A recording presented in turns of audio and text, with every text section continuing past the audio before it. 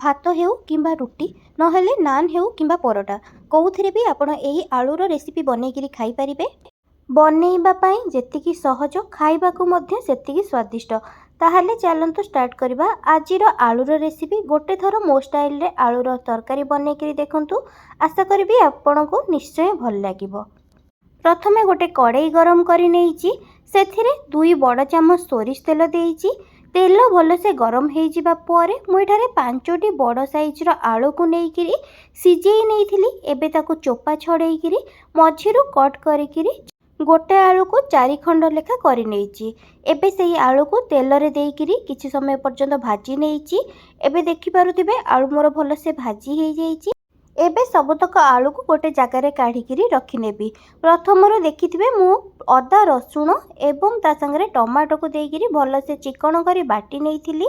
एबे सेही जोथिरे आलू मु भाजीथिली सेही कड़ाई रे आउ बड़ चामच रे 2 चामच सोरिष तेल देइची। तेलटा गरम हे जिबा परे सेथिरे गोटे छोटो चामच जीरा, 2टी तेजपत्र ता संगे डालचीनी खंड छोट छोट 2-3टी देइकिरी भाजी नेइची। जीरा, तेजपत्र एवं डालचीनी को 10 ରୁ 15 सेकेंड पर्यंत तेल रे भाजी नबा परे प्रथमରୁ मु 2टी बड़ साइज रो पियाज काटिकी रखिथिली। एबे सेही पियाज को तेल रे देइकिरी किछि समय पर्यंत भाजी नेबी। पियाज भाजिबा समय रे गैस को मु मीडियम फ्लेम रे रखिकिरी पियाज को मु एठारे गोल्डन कलर हे जिबा पर्यंत भाजी नउची। एबे देखि पारुथिबे पियाजटा मोर भलसे भाजी हे गलानी। एबे पियाज को टिके साइड करिकिरी हळदी आधा चामच, लंका गुंड आधा चामच देइकिरी पियाज सहित गोळेइकिरी भाजी नेइची। एठी मो लंका गुंड एवं हळदी गुंड देइकिरी एबे गोळेइ नबा परे तरकारी रो कलर बहुत भलो आसीबो। सेति आपण तेल रे टिके जदी लंका गुंड हळदी गुंड देइ दउछंती ताहाले तरकारी रो कलर बहुत भलो आसीबो।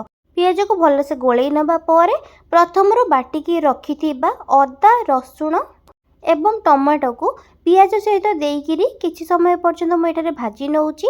एई टाइम रे मु गैस को मीडियम फ्लेम रे रखिकिरी मसला को मेटी भाजी नेइची। टिके गोळेइ नबा परे अल्प टिके पानी मध्य मु देई देबी। अल्प पानी देइकिरी आउ किछि समय पर्यंत मसला को कसिबा पई छाड़ीबी। एठी मसला कसिबा समय रे गैस स्लो फ्लेम रे रखिकिरी मसला को मु कसिबी। एठी मु बेसी मसला किछि देबिनी, बहुत अल्प मसला रे आमे तरकारी बनेबा। मु एठारे मसला रे देइची जीरा गुंड गोटे चामच, धनिया गुंड गोटे चामच, ता संगरे चिकन मसला मध्य गोटे चामच देइची। ता संगरे स्वाद अनुसार लूण एवं आधा चामच हळदी देइकिरी गोळेइ नेइची। एतिकी मसला परे मु एथिरे आउ गोटे सीक्रेट मसला देबी जोटा कि मसला दबा टाइम रे मु आपनको जणेबी। एही मसलाटा होउची धनिया, गुजराती, लवंग, अलैच, गोलमरीच एवं ता सहित पानमधुरी को भलसे भाजी नेइकिरी ताको गुंड करी रखिथिली। एही मसला रो गोटे चामच देले तार टेस्ट बहुत भलो आसी थाए।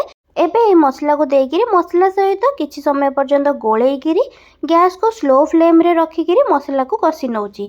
आपण माने वीडियोटी को आरंभ रु शेष पर्यंत देखंतु। जदि वीडियोटी भलो लागिबो ताहले लाइक सहित शेयर करि नेबे। आउ जदि मो चैनल रे नुवा थिबे ताहले सब्सक्राइब करि नेबे। सब्सक्राइब करिबा सहित पाखरे थिबा छोटो बेल आइकन को क्लिक कर देबे, जहा द्वारा मु नेक्स्ट जहा भी नुवा नुवा वीडियो आनिबी ताहार नोटिफिकेशन आपनको फोन को आसी जिवो एवं आपण जाय वीडियोटी को देखि परिबे। मसला भलसे कसी हे जिबा परे देखिथिबे तेल रु मसला अलगा हे जिवैची। ता परे मु एठारे प्रथमରୁ भाजिकी रखिथिबा आलू को मसला सहित देइकिरी 2 ରୁ 3 मिनिट पर्यंत मसला सहित आलू को कसी नेबी, जहा द्वारा मसलाटा मध्य आलूर भितर को जाई परिबो एवं आलू मसला सहित कसी दबा द्वारा आलू तो आमर प्रथमରୁ भलसे सिझी जाइची, हेले मसला सहित कसी दबा टाइम रे आउ भी भलसे सिझी जिवो। एठी सेति पई 2 ରୁ 3 मिनिट पर्यंत मु आलू सहित मसला को कसी नबा परे मु एठारे पानी गोटे ग्लास देइची। आपण जेतिकी आलू नेइथिबे सेही हिसाब रे जेतिकी झोल रखिबा पई चाहिबे सेतिकी आपण पानी देई परिबे। मसला एवं आलू सहित पानी देई सारिबा परे गोटे मिनिट पर्यंत भलसे मु गोळेइ नेइची। गोळेइ नेइकिरी किछि समय पर्यंत घोड़ेइकिरी रखि देइची। आपण माने गोळेइबा संगरे प्रति 3 ରୁ 4 मिनिट रे गोटे थर लेखा गोळेइ नउथिबे एवं किछि समय परे तरकारी जेतेबेले फुटी गलानी सेई टाइम रे कस्तूरी मेथी मु अल्प गोटे चामच नेइकिरी सेथिरे तरकारी रे देइकिरी गोळेइ नेइची। ଆପଣମାନେ ଗୋଟେ ଥର ଏହିପରି ଭାବରେ ଆଳୁ ତରକାରୀ ବନେଇକିରି ଦେଖନ୍ତୁ। ରୁଟି ହେଉ, ଭାତ ହେଉ କିମ୍ବା ନାନ୍ ହେଉ କିମ୍ବା ପରଟା ହେଉ, କେଉଁଥିରେ ବି ଆପଣ ଏହି ଆଳୁର ତରକାରୀ ଖାଇପାରିବେ। ତା ସହିତ ବନେଇବା ମଧ୍ୟ ବହୁତ ସହଜ। 15 ମିନିଟ୍ ଭିତରେ ଆପଣ ଏହି ଆଳୁର ତରକାରୀ ବନେଇକିରି ରେଡ଼ି କରିପାରିବେ। ତା ସହିତ ଆପଣଙ୍କୁ ପସନ୍ଦ ଆସିବା ସହିତ ଘରେ ମଧ୍ୟ ସମସ୍ତେ ଏହି ଆଳୁର ତରକାରୀ ପସନ୍ଦ କରିବେ। ଆପଣମାନେ ଗୋଟେ ଥର ନିଶ୍ଚୟ ବନେଇକିରି ଦେଖିବେ, ଆଉ କେମିତି ଲାଗୁଛି ମୋ ସହିତ କମେଣ୍ଟ ସେକ୍ସନରେ ମଧ୍ୟ ନିଶ୍ଚୟ ସେୟାର କରିବେ। ଏବେ ଦେଖିପାରୁଥିବେ ଆଳୁର ତରକାରୀର ଝୋଳଟା ଟିକେ ବହଳିଆ ହେଇ ଆସିବା ସହିତ ଆଳୁ ମଧ୍ୟ ମୁଁ ଏଇଠି ଆପଣଙ୍କୁ ଦେଖେଇଲି ଭଲସେ ସିଝି ବି ଯାଇଛି। ଏଇଠି ଏହିପରି ଭାବରେ ଆପଣ ମଧ୍ୟ ଗୋଟେ ଥର ବନେଇକିରି ଦେଖନ୍ତୁ। ମୋର ତ ଆଳୁ ତରକାରୀ ହେଇକିରି ରେଡ଼ି ହେଇସାରିଛି।